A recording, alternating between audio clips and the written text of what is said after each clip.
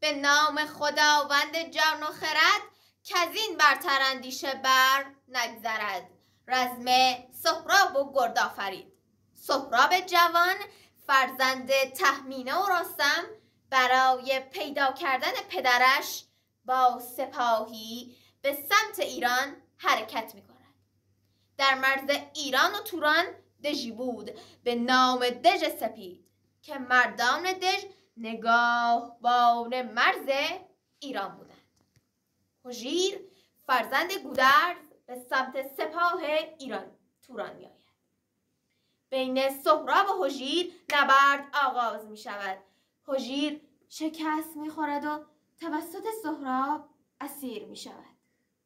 بعد از اسارت هژیر دختری به نام گردآفرید لباس مردان جنگی بر تن می کند و از دژ سپید خارج می شود. زنی بود بر سان گردی سوار همیشه به جنگ اندرون نامدار. کجا نام او بود گردآفرید که چون او ز مادر نیامد پدید.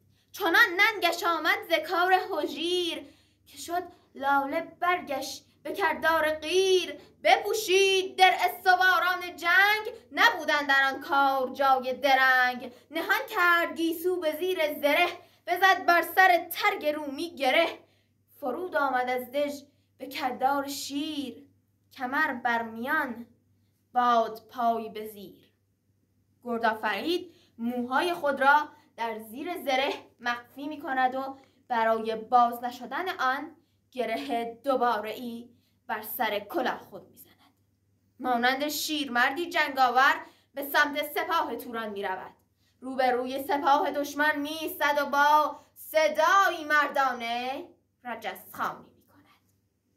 به پیش سپاه اندر آمد چو گرد چو رعد خروشان یکی ویله کرد که گردان کدامند و سالار کیست؟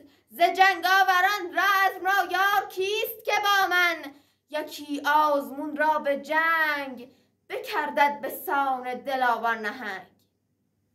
سهراب آماده نبرد می شود و با خود می گوید شکاری دیگر به چنگم آمد. چو سهراب شیر و ژنو را بدید و خندید و لب را به دندان گزید. چنین گفت کآمد دگرباره گور به نام خداوند شمشیر و زور. بپوشید خفتان و بر سر نهاد یکی ترگ رومی به کردار باد. غریبید بر آسمان همچو میغ به نام